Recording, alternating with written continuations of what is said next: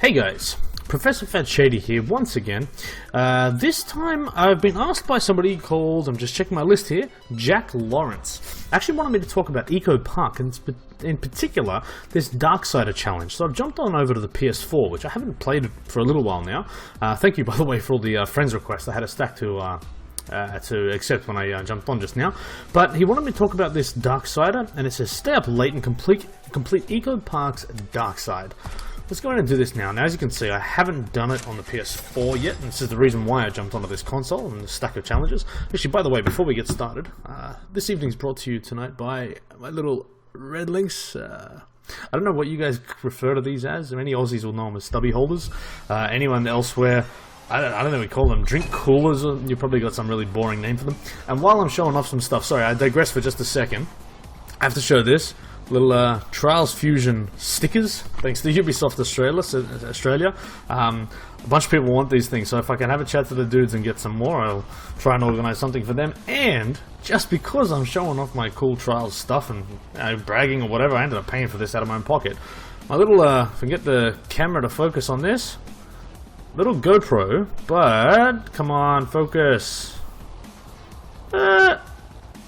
What is... I have no control over the focus on this camera. It's sort of auto...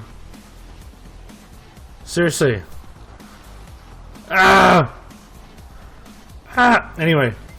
It's a GoPro camera with a custom skin on it that I made with my gamer tag on the front, the old University Trials logo on top, and little Trials riders on the back. So anyway, sorry about that. The focus is horrible. But as I digress, we should get back into this challenge. God, I don't even remember the color of this bike, is how long I've done this. So, let's get into this Darksider challenge. What you need to do to trigger it, as I'm sure most of you are already aware, you see this big 00 here, and that's a countdown clock. What you want to do is put your rear wheel on this button, and you've got to sit here for about 10 seconds. The track will go dark, and after it does, the whole track gets a lot harder. And I love the fact that the Red Links guys went to the trouble and did this, because it sort of adds a whole nother dynamic for people like me that really enjoy some of the harder tracks. This is just awesome fun. So, let's go. Oh, alright. I haven't played this for a while, and as you can see, no rehearsing. Alright, so what Jack Lawrence has asked me to do is talk about some of the harder obstacles, and I'm not exactly, he didn't give specifics, but I suspect this is one of them. So let's talk about this first. So we've actually got a very steep incline, and a very, very sort of sharp jump up here, and it's not the type of thing you can just, well, it is the type of thing you just do a bunny hop like that, but I guess you have to know the technique.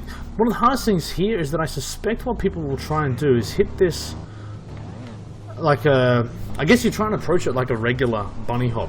And like a regular slope. So in that circumstance, what you're likely to do is to try and start your jump here, thinking that you need the maximum run up off the ramp, and you need to be leaning forward. And what you try and do is then, if you try and do a bunny hop, like from that, because you're already so vertical, if you try and dig back and do a bunny hop, you won't get enough forward momentum to get you up and over.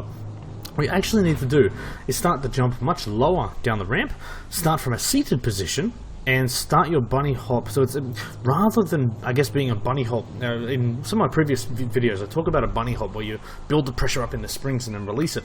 With this, your forward momentum has already been generated by you driving along the track, and all you want to do is effectively just lean forward and up and over and rotate the bike over the obstacle.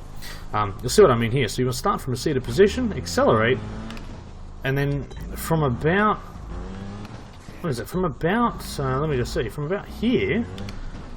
And you sort of want to go up and over.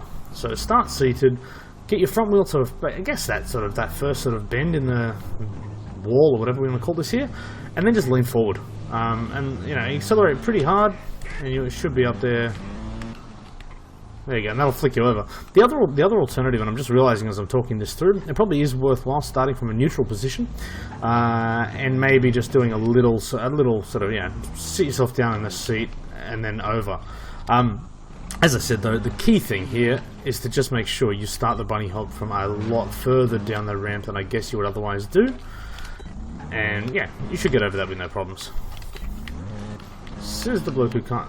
Oh, there we go. Right, let's have a look at this next one. Right now, look, all you need to do with this one is just get some good momentum. I think that's the hard part. Oh, hey, hello. The hard part about this one is getting, if you just go 100%, you run the risk of missing the jump and sort of overshooting it and don't get enough forward momentum. So this is just about getting the throttle right. So you just land the back wheel up there, and as soon as you do, get as much forward momentum as you can. And this is just those sort of consecutive bunny hops we've talked about previously. This one, just go slow enough there. I don't know if that was particularly hard, was it? I don't think so. So the key thing there is, even if you need to stop yourself on the top of this one, but just make sure you get enough forward momentum. Stop yourself here if you're having trouble. So I'm going to skim through most of these. If I think they look relatively straightforward, I'm just going to skim through. And if there's any particular ones that are causing you grief, yeah, come back to me. Look, I'll revisit this one just quickly. So again, really what you want to do here is start seated, lean forward, and lean forward again.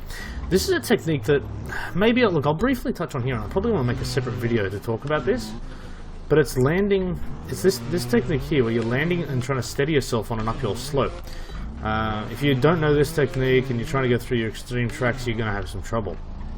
The idea is that as you're in the air, get up there again. As you're in the air, you kind of want to sit down over the bike and then only sort of lean forward and press that back wheel down at the moment where your back wheel is going to touch. And what that's doing is just giving you that little bit of extra downward pressure. It gives you a little bit more friction, a little bit more traction, and therefore, the ability to make it up that and sort of stick to the ramp, if you will. I don't think. See, this is the thing. I guess I can. Even just with chatting, I can kind of largely breeze through these. Here we go. So this one might be causing him some grief. And all you've got to do here is forward, sit down on your bike, and then about halfway up the ramp, you want to lean forward. So you kind of, so all you do, as you launch, press right, sit down on the bike, and then halfway up the ramp, just press to the right again. Now this one here is pretty straightforward. All you want to do is lean down. You just want to, go slow off this ramp here. Maximum speed, bunny hop, sit down, and that's the key part, is that sort of sit down when you hit the ramp. Actually, I won't do that again because that's a bit. I can see people having trouble with that.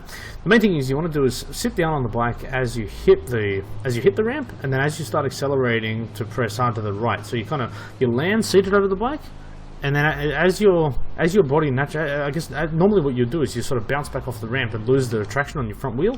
Just to the point where you're about to do that, you want to lean forward over the bike. That puts the bike in the right position to continue climbing up the hill. It's all about timing.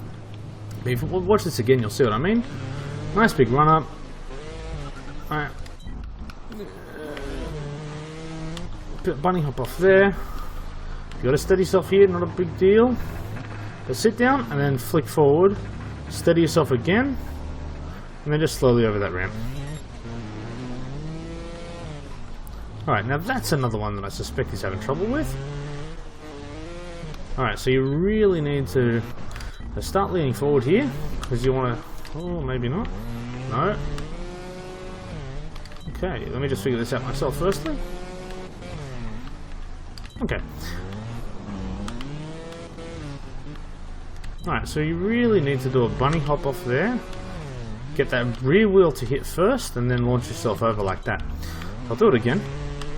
Bunny hop, rear wheel come in contact first, and it's about sort of a jump, and I can see why that would cause some people some grief. I kind of do it kind of naturally now, but rear wheel down. Let me see if I can find a more consistent way to do it. No, it's just about getting your bike in the right position and managing that throttle as you go over. Yeah, key thing: front wheel up in the air. Don't ever hit your front wheel on the ramp, or at least not initially. Get the back wheel down. Be leaning forward. So just do it again. Let me have a look. Bunny hop. Yeah, so rear wheel down first, and then it's just about managing yourself with a bit of throttle control. You should be able to get up and over this, no problems. Next one, slow off the first one, bunny hop, and actually no, so what you need to do is slow off both of them to make it through. Okay, that's the same as the obstacle we just did, so it's nothing special. The only difference is at the top here. What you want to try and do is, if you can imagine the top half of this ramp cut into half, well, the whole cylinder cut into quarters, you kind of want to use the quarter to the top, the quadrant to the top left is where the rear wheel needs to be when you start accelerating. Don't let your front wheel dip down on the other side. You really want the back wheel to be in the prime position. There you go, I'll show you again. Yeah, here we go. So you want your back wheel sort of towards the back here. Keep your front wheel up. Focus on where your front wheel is, and that'll get you through. So look, Jack Lawrence, like I said, I think pretty straightforward. I kind of breezed through that in a couple of minutes, but hopefully that gave you a few little tips and insights into this challenge. If there's anything else you want me to focus on or any techniques I've skimmed over, as always, let me know in the comments and I'll make a follow-up video focusing on the particular areas you're having trouble with. Anyway, thanks for watching, and see you guys next time.